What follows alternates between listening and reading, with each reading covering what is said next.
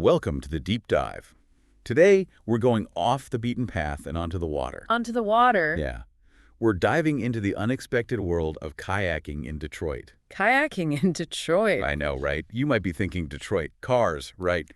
But trust me, exploring Detroit's waterways is an experience you won't forget. Okay, I'm intrigued. Our source material for today is all about kayaking right in the heart of the city. Interesting. A city famous for cars offering this kind of serene experience. It is a fascinating contrast. And when I first heard about kayaking in Detroit, I was skeptical. But the more I researched, the more I realized it's a unique way to connect with Detroit. Connect with its past, present, and future. Exactly. And these canals aren't just for hardcore kayakers. They offer a range of experiences, from leisurely paddles to more adventurous excursions. So there's something for everyone. Absolutely. Picture this. You're gliding through the Jefferson-Chalmers neighborhood. Often called the Venice of Detroit. Right. Surrounded by homes from the 1920s and 30s. Showcasing architectural styles like Tudor Revival and arts and crafts. It's like paddling through a living museum. And you can see the intricate details, remnants of a time when Detroit was a hub of craftsmanship. Not just in the auto industry. Did you know these canals were originally built for commerce? Yeah, they were a crucial part of Detroit's industrial network, transporting goods to and from factories. And now they've found new life as recreational havens. It shows Detroit's ability to adapt and reinvent itself. So we have history, architecture, nature, all in one kayaking adventure. But where do you even begin? There are designated launch sites, like Alfred Brush Ford Park. And from there you can meander through the waterways. At your own pace, take in the scenery. And for the more adventurous, there's the Detroit River. Paddling past the Detroit skyline, pretty epic, right? Oh yeah. And you can even paddle to Belle Isle. A 982-acre island park in the middle of the Detroit River. You could kayak past the Renaissance Center, then explore Belle Isle, things like the aquarium, the conservatory, even the Dawson Great Lakes Museum. Okay, now you're speaking my language.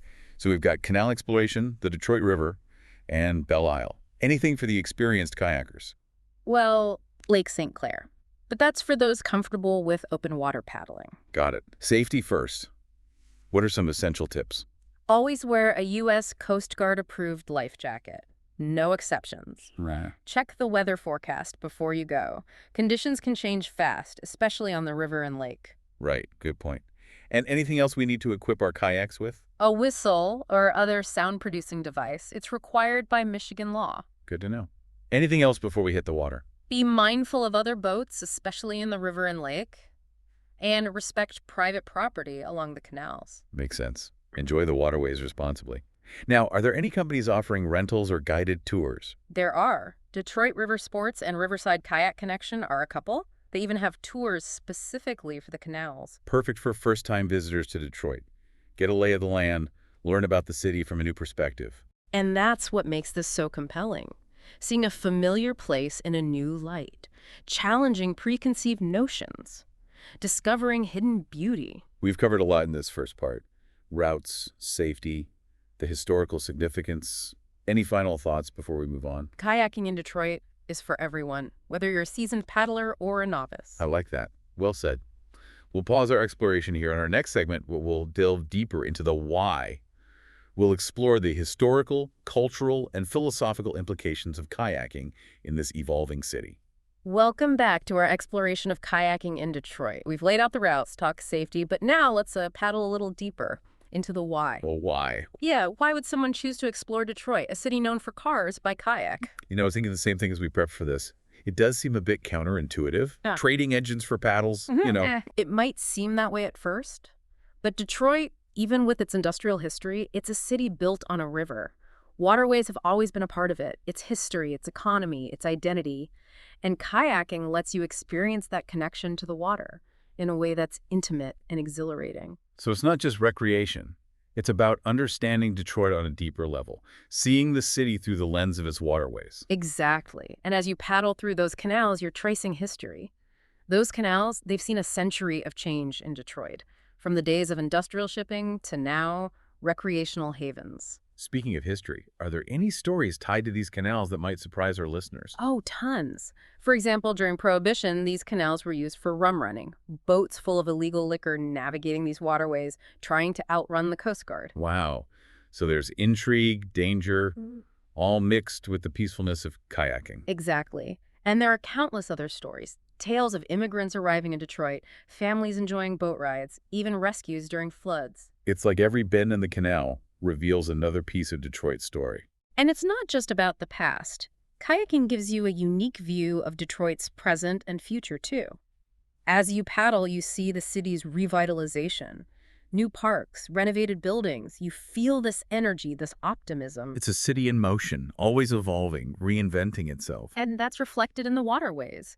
Once used for industry, now they're attracting a new generation, people seeking a different urban experience. So we've talked history, nature, and Detroit's evolution. But on a more personal level, why would someone choose to kayak in Detroit? Well, being on the water is incredibly calming. Studies show it reduces stress, improves mood, even boosts creativity. In our busy world, kayaking offers a chance to disconnect, to reconnect with ourselves and nature. Like hitting pause on the city and immersing yourself in nature. Exactly. And there's a sense of accomplishment, too. It's physical, but not too strenuous. Paddle at your own pace, enjoy the views, and feel that satisfaction as you navigate the waterways. And for those who might be hesitant about kayaking in a city, what would you say? One of the biggest misconceptions is that it's going to be noisy and chaotic. But once you're out there, especially in the canals, it's surprisingly peaceful. The sounds of the city fade away and you're left with this tranquility. It's hard to find that in a big city. Our source mentions a spot called the Cut. What makes it special? The Cut is this narrow channel connecting two canals. It's like entering another world. You go from open water and views of the skyline to this secluded, tree-lined waterway, paddling under a canopy of trees, sunlight filtering through the leaves. Sounds serene. An escape from the city. It is. It reminds you that even in a city as big as Detroit, you can find these pockets of tranquility. This conversation has really changed my perspective on kayaking in Detroit. It's not just the physical activity. It's about experiencing the city in a whole new way. I think that's the key takeaway.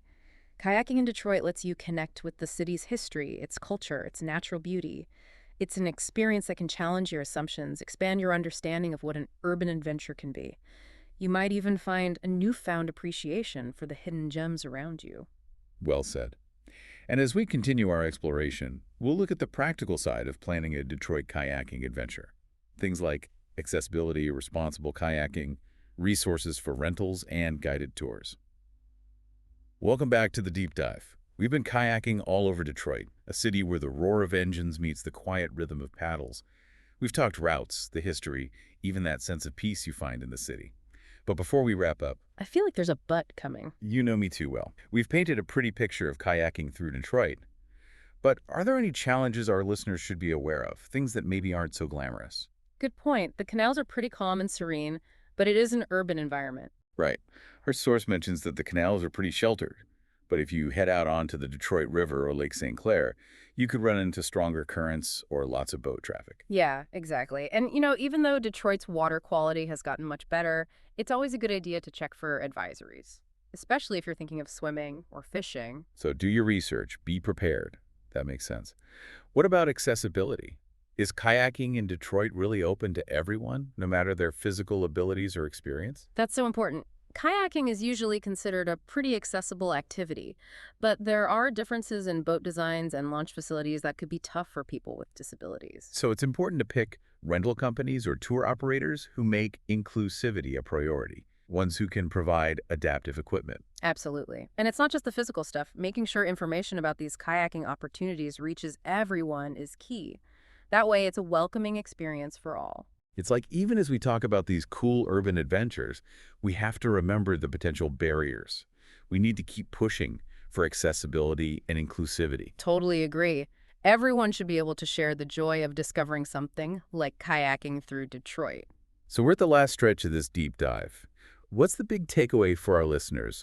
What should they paddle away with? I think it's all about perspective. Kayaking in Detroit, it's more than just paddling around. It's about looking at things in a new way, finding beauty where you don't expect it.